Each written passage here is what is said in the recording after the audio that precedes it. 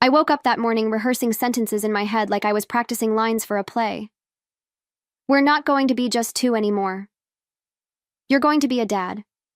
I tried them all out while brushing my teeth, while tying my hair up, even while stirring my coffee. My hands wouldn't stop trembling, and it wasn't just the caffeine.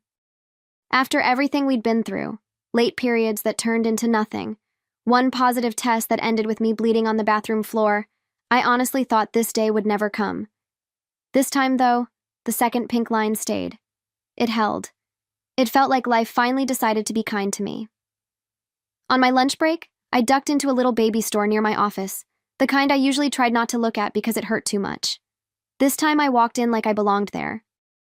I bought the tiniest pair of white baby socks I'd ever seen and a small gift box with a gold ribbon. The cashier smiled and said it was a beautiful gift, and I almost blurted out the whole story to her. On the way home, I kept imagining his face. I pictured him staring at the socks, his eyes filling with tears, pulling me into his arms, saying he didn't know he could love me more than he already did. I built this whole little movie in my head and believed it. I got home earlier than usual, still wearing that stupid, hopeful smile. The house was quiet, that soft, late afternoon kind of quiet, with the fridge humming and the faint smell of the vanilla candle I'd burned the night before. Something felt slightly off, but I brushed it away, telling myself I was just nervous. I put my bag on the couch, held the tiny box in my hand like it was made of glass, and headed to our bedroom. I wanted to leave it on his pillow, maybe set up my phone to record his reaction. I grabbed the laptop from the nightstand, thinking I'd clear some space for a video. When I opened it, the screen lit up on a paused image, our bed, our headboard, and two blurred shapes too close together. For a second, my brain refused to connect the dots. I don't know what made me press play, morbid curiosity, instinct, or the kind of denial that makes you believe your eyes are lying.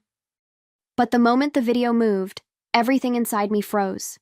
It was him, his hands, his voice, that low laugh I used to think was just for me, and her, leaning into him like she belonged there, like my bedroom, my sheets, my life were just some stage they'd rented for their performance. They were kissing with the ease of people who'd done it more than once. My legs went numb so fast I had to sit on the edge of the bed, and even that made me sick, because the sheets under me were the same ones in the video. I could still smell the detergent I used that morning. God, it felt like the room itself had betrayed me. I kept whispering, "No, no, no," like repetition could reverse reality. My hands were shaking so hard I could barely pause the screen. I stared at their blurry faces, trying to convince myself it was old, staged, something, anything, that wouldn't rip my entire life apart. But the timestamp sat in the corner like a punch to the throat. Last week, a Thursday, the exact night he told me he was too exhausted after a long meeting and fell asleep on the couch. He didn't fall asleep. He didn't even come home. He was here in our room with her. I felt this crushing pressure in my chest, like someone was standing on it, and for a terrifying moment, I thought the stress would hurt the baby. I pressed my palm against my stomach, whispering an apology to a life that was supposed to be welcomed with joy, not this. I don't remember breathing. I don't remember blinking. I just sat there, feeling the air change around me. It was like the room had become a crime scene, except the only body was mine, my old life, bleeding out quietly on the floor. I thought about how earlier that morning I danced around the apartment, thinking it would be one of the happiest days of my life. The contrast hit me like cold water poured down my spine. The reality was so sharp, so sudden, I felt almost disoriented, like time had split in half. On one side, the woman who walked in smiling. On the other, the woman who couldn't even stand up without her knees giving out. And somewhere between those two versions of me, there was this heavy, silent question forming. What the hell do I do now?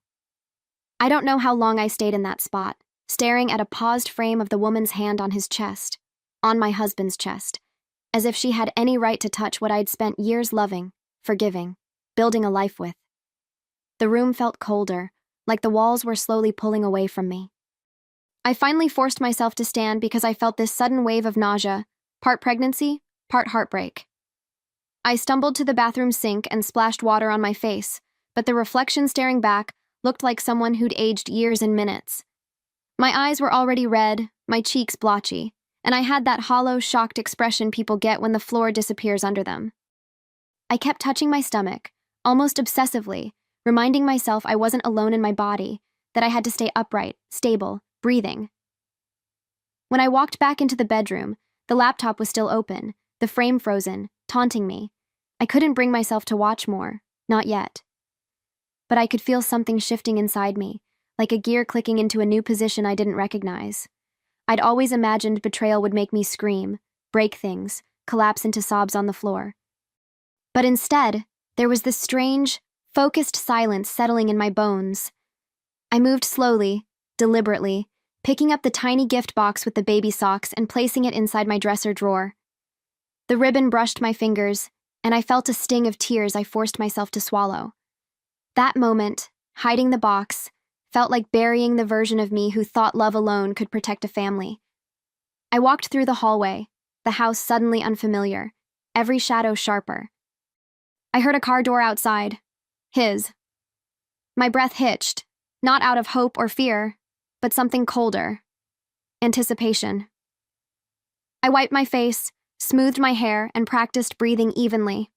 He walked in a minute later, calling out a casual, "I'm home," like nothing in his world had shifted, like my entire life hadn't just detonated upstairs. And I stood there, listening to him drop his keys in the bowl, take off his shoes, sigh like he'd had a long day. I realized then that he didn't know anything had changed. Not for him. But for me? Oh, everything was different now. I turned toward the stairs, feeling something new settle inside me, something sharp, steady, and terrifyingly calm. And that's when I knew. Whatever happened next would not be the scene I had rehearsed that morning. I waited until his footsteps reached the kitchen before I finally moved, forcing my legs to carry me back upstairs like I hadn't just watched my marriage decay in real time. My heart thudded painfully against my ribs, but my mind felt disturbingly clear.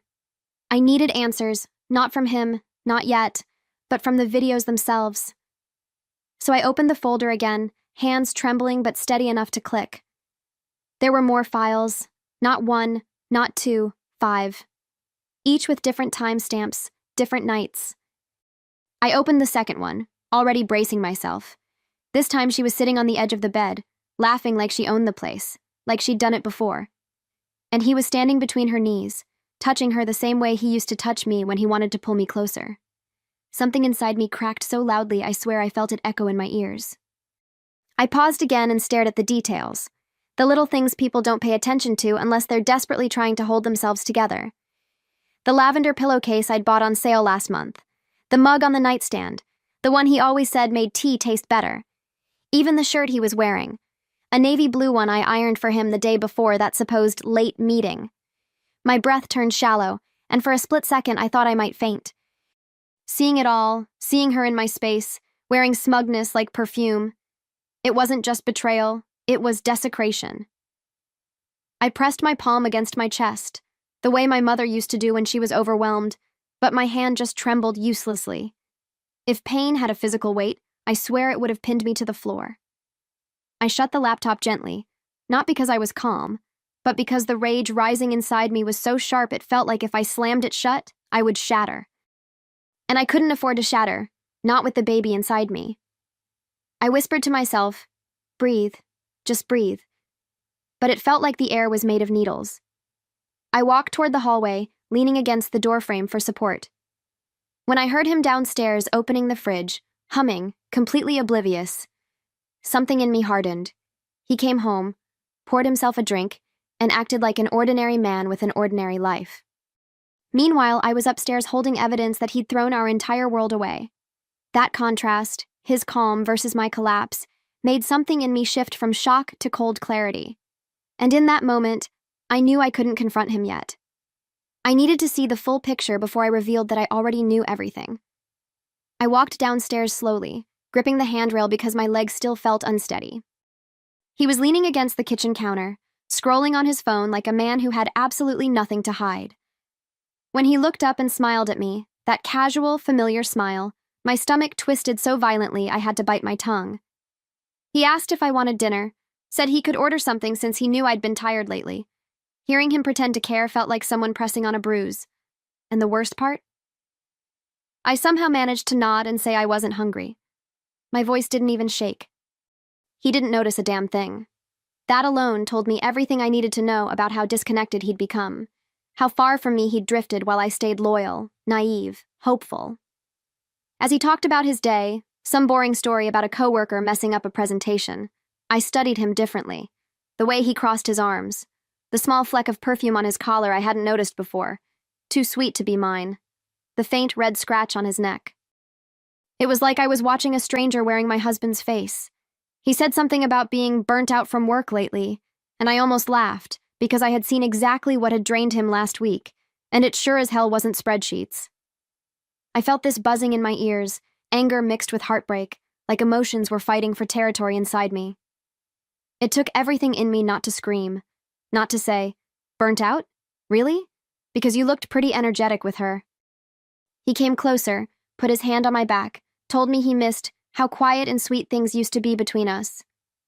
I think that was the moment something snapped. Quiet and sweet? He had the nerve to romanticize the marriage he was actively burning down. I pulled away gently, pretending I needed to grab something from upstairs, even though all I needed was distance to keep myself from exploding.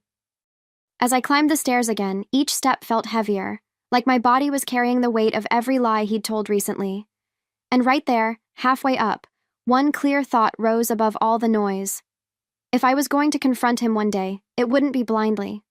I would know every detail, every timeline, every hidden truth before I opened my mouth. I reached the bedroom with the kind of shaky determination that comes from being pushed past your limit.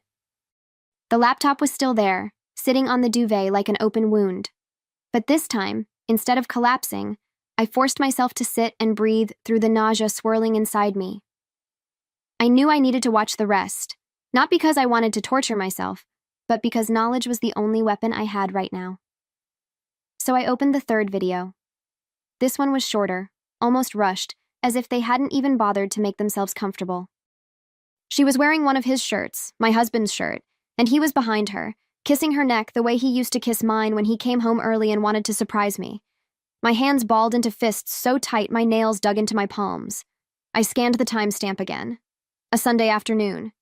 The exact Sunday he told me he was going to help a friend fix a faucet. I remember I spent that day meal prepping for the week, humming to myself in the kitchen, completely oblivious to the fact that while I was chopping vegetables and planning dinners for us, he was upstairs in our bedroom with her. It was like my brain was displaying two parallel realities. One where I was the devoted wife waiting for her husband, and one where he was betraying me in the most intimate space we shared. The emotional whiplash was almost unbearable. I felt this deep, hollow ache forming inside my ribs, like grief settling in a place it planned to stay. I closed the folder after that. I couldn't watch more. Not yet. I needed a plan, not more pain. The air in the room felt stale, heavy with deceit, and I opened the window just to breathe something that didn't hurt. I stood there, gripping the windowsill, feeling the breeze on my face and trying to anchor myself. I knew I couldn't let him see any of this. Not my shaking, not my heartbreak, not the rage brewing under my skin. If he sensed anything, he'd cover his tracks, lie better, hide deeper. So I straightened myself, wiped my face, and practiced a neutral expression. When I heard him coming upstairs, calling my name lightly, I had already slipped the laptop shut. And by the time he stepped into the room, I had already decided.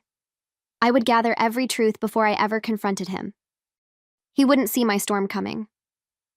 Over the next few days, I became someone I barely recognized, quiet, observant, calculating. I moved through the house like a ghost, taking mental snapshots of everything he touched, everywhere he lingered, every item that seemed slightly out of place. My senses sharpened in ways I didn't know were possible. I could hear the faint vibration of his phone from across the room. I could smell a perfume on his jacket that definitely wasn't mine. Too floral, too young. And every time I caught something suspicious, a part of me winced, but another part, the part that had been forged in the moment I saw those videos, grew sharper, steadier. At night, when he fell asleep early, I would sit on the floor of the closet with the laptop, headphones in, watching his lies unfold on the screen. I couldn't watch everything at once. My stomach wouldn't allow it. But I studied details like I was piecing together evidence for a case. The way he held her.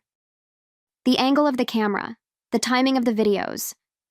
Little things I hadn't noticed before started forming a pattern, like puzzle pieces snapping into place. She wasn't someone he met randomly. She was someone he knew, someone comfortable enough to move through my bedroom like she'd been there more than once. The realization hit me hard, but instead of breaking me, it steadied me. Whoever she was, she had a routine with him, a rhythm, and that meant there were other signs buried in my daily life. So I expanded my search. I checked jacket pockets, glanced at his phone when he left it face down, studied his credit card notifications, even looked through the laundry basket for clues. A stray hair, lipstick traces, a perfume-scented collar. I found little things, tiny red flags, a receipt for a cafe we'd never visited together, a hotel keycard from a place he claimed he'd never been, a text preview from a number saved only as a meaningless initial. Each discovery stung, but it also strengthened something in me, a resolve I didn't know I was capable of. I wasn't just a betrayed wife anymore, I was gathering ammunition. The deeper I dug, the clearer the pattern became. He wasn't being careless, he was being comfortable. That was the part that hurt the most. He was confident I'd never look, never question, never doubt him. He trusted my loyalty more than I ever should have trusted his. One afternoon, while he was in the shower, I opened his desk drawer under the pretense of looking for a pen. I found a small velvet pouch tucked beneath old receipts and tangled charging cables. Inside was a delicate gold necklace, definitely not my style. The pendant was shaped like a tiny moon. I held it between my fingers, and my throat tightened. He'd never bought me jewelry in years. He always said he didn't know what I liked anymore. Apparently, he'd learned what she liked just fine.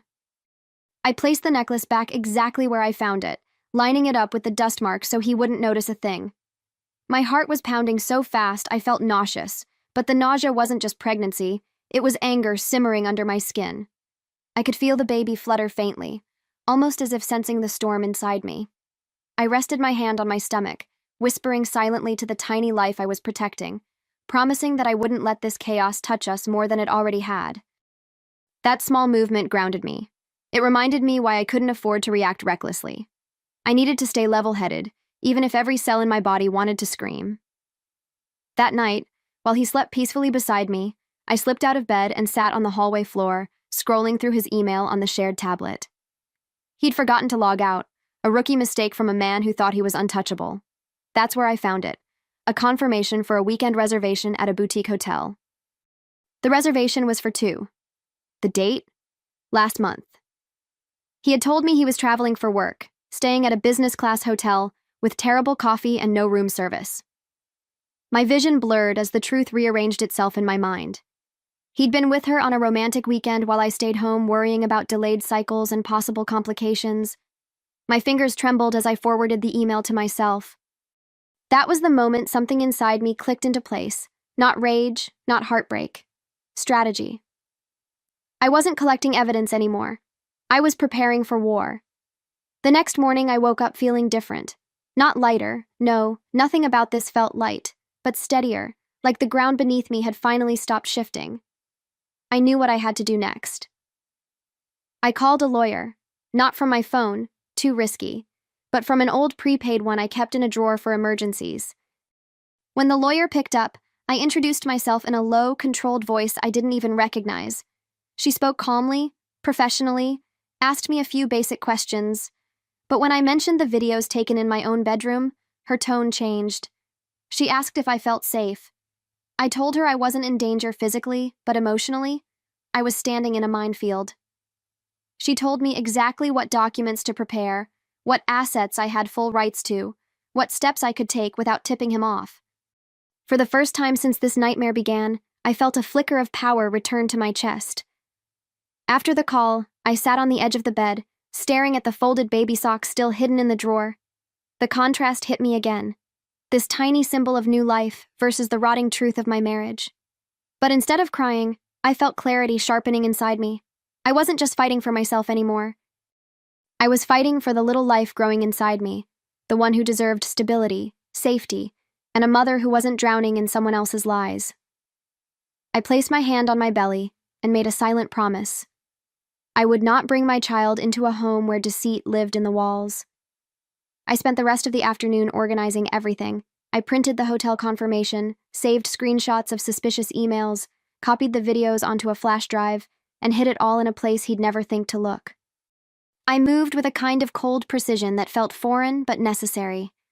Every step, every folder, every file was another brick in the foundation of the life I was preparing to rebuild, without him. I didn't know when I'd confront him. Not yet. But I knew this.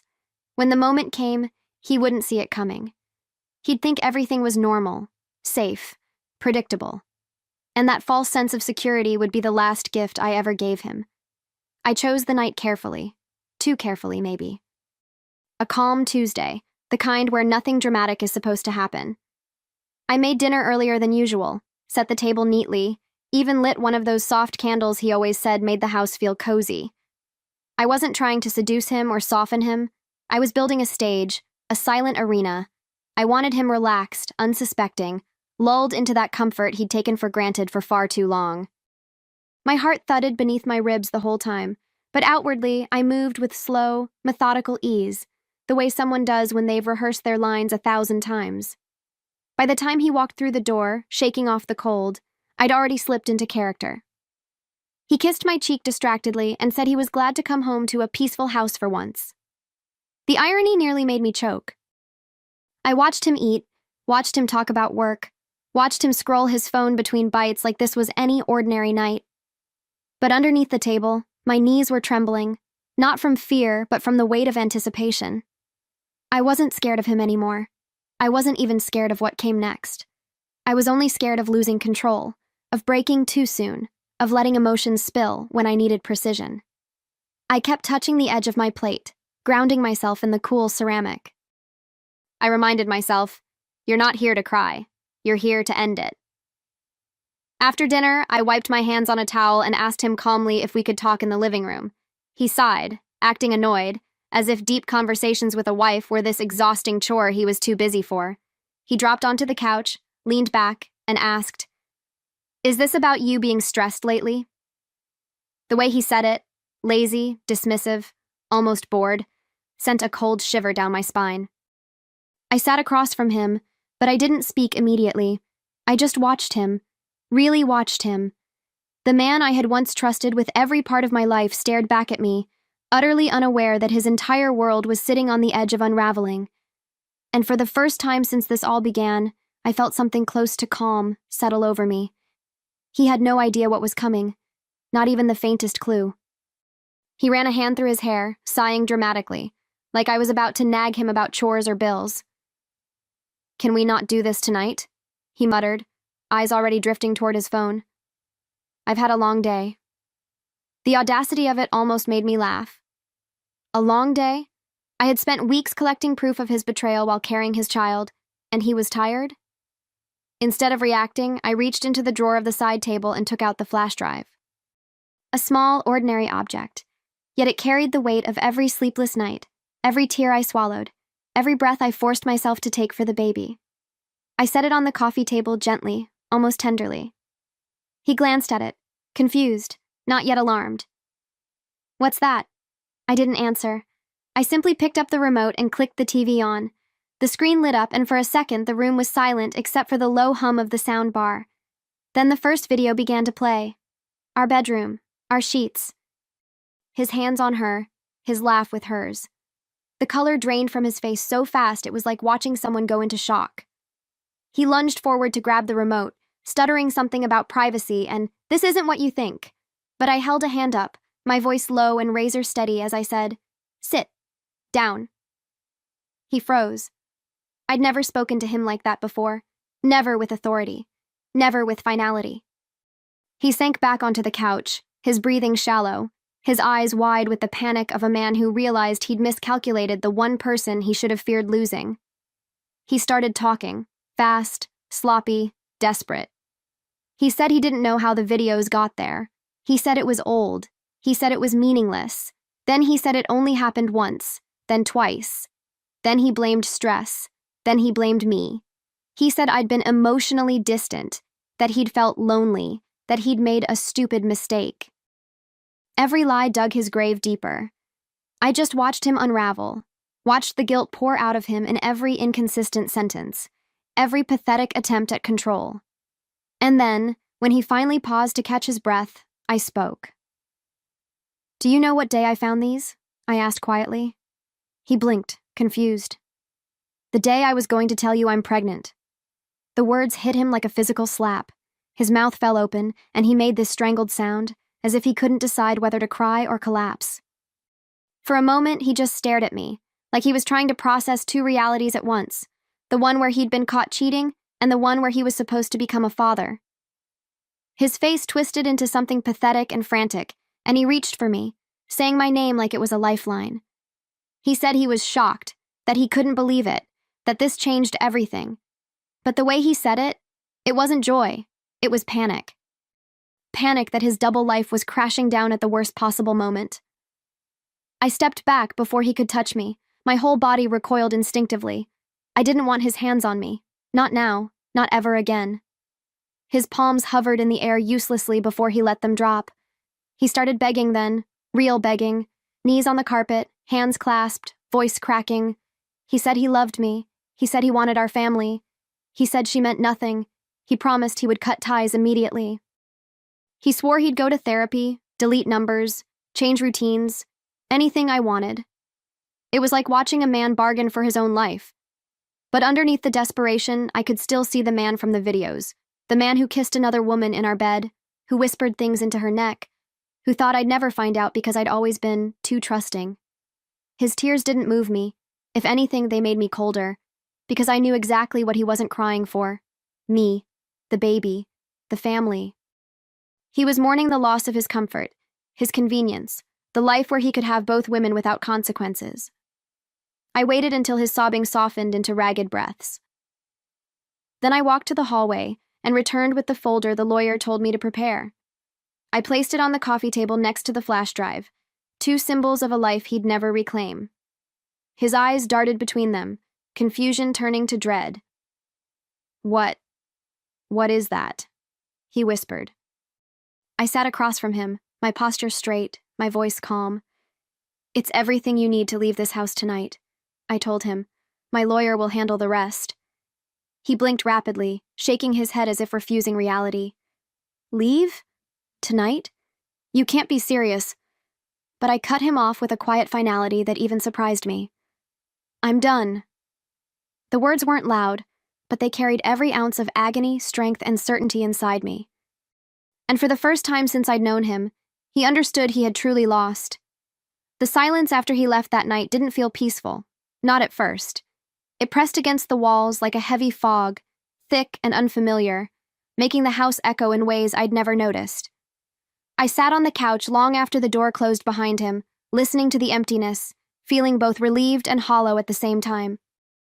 My hands were still trembling, but the trembling wasn't fear anymore. It was release, like my body finally realized the danger was gone. Eventually, I pushed myself up and walked through the house slowly, flipping off lights, locking windows, moving with the soft caution of someone rearranging a life that had been shaken loose from its foundations. When I reached the bedroom, I hesitated at the doorway. The room felt tainted and sacred all at once. I walked to the bed and pulled off the sheets mechanically, folding them with a precision that bordered on ritual. Every fabric held his scent. Every wrinkle reminded me of where the truth had first broken open. I stripped the bed down to the mattress, trying not to think too much, trying not to let the anger seep back in.